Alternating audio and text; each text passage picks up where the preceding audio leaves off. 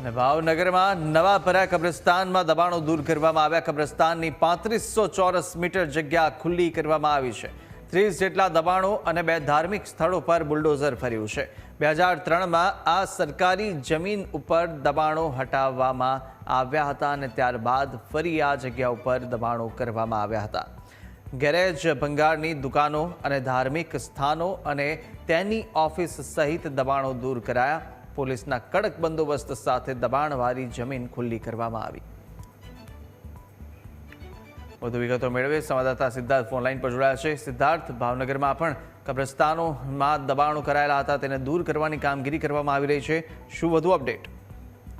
જી ચોક્કસથી કુશાગ્ર આપને જણાવી દઉં કે સોમવારે પણ જે ભાવનગર મ્યુનિસિપાલિટી કોર્પોરેશન દ્વારા ટીપી સ્કીમ 23 અંતર્ગત તરસમિયાનો જે મદ્રેસા હતું તેનું પણ લગભગ 2000 ચોરસ મીટર જેટલી જગ્યા જે દબાણવાળી જગ્યા હતી તે ખાલી કરવામાં આવી હતી અને આજે પાસે 2 દિવસ પછી આ જે જગ્યા છે તે સિટી સર્વે અંતર્ગત આ જગ્યા આવે છે અને જે નવાપરા કબ્રસ્તાન વિસ્તાર તરીકે ઓળખાતી આ જગ્યા છે, જેમાં લગભગ 3500 ચોરસ મીટર જેટલી જગ્યાનું દબાણ કરવામાં આવ્યું હતું અને આ લોકો સ્ટે લાવ્યા હતા અને ગઈકાલે રાત્રે 25મી રાત્રે 12 વાગ્યા સ્ટે પૂરો થતા આજથી જે મામલતદારની જે ટીમ હતી તેમણે આ આખું દબાણ હટાવવાનું આ કામગીરી શરૂ કરી હતી ને જેના અંદર 25 થી 30 જેટલા જે ગેરેજ છે તેમજ તે એક ધાર્મિક સ્થળ અને એક તેની ઓફિસ એનું પણ ડિમોલેશન કરવામાં આવ્યું હતું અને ત્યારબાદ આ બધે જ તે દબાણો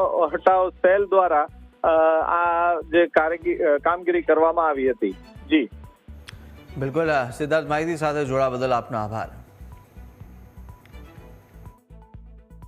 આ 2003માં જ્યારે શ્રી સરકાર હસ્તક અમે આ જમીન લીધી એના પછી ઉત્તરોત્તર એન્ક્રોચમેન્ટ થયું છે અને આ લોકોને 61 અને 202 ની નોટિસ આપ્યા પછી આજે આ દબાણ દૂર કર્યું છે। અંદાજે 3000 ચોરસ મીટર જગ્યા આપણે ખુલ્લી કરાવી છે।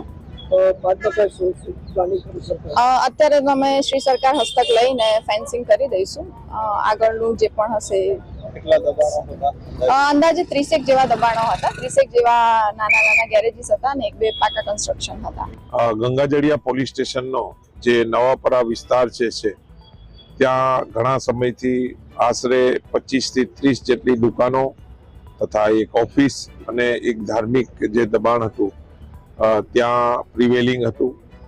આજે મામલતદાર શ્રી તથા સિટી સર્વેના અધિકારી શ્રીઓ સાથે અને 100 જેટલા પોલીસ તથા 15 જેટલા અધિકારીઓને સાથે રાખી આજે મેગા ડિમોલેશનની કામગીરી હાલમાં ચાલુ છે। પોલીસ દ્વારા જુદા જુદા વિસ્તારમાં શાંતિ રહે તેના માટે પોલીસ ડિપ્લોયમેન્ટ કરેલ છે।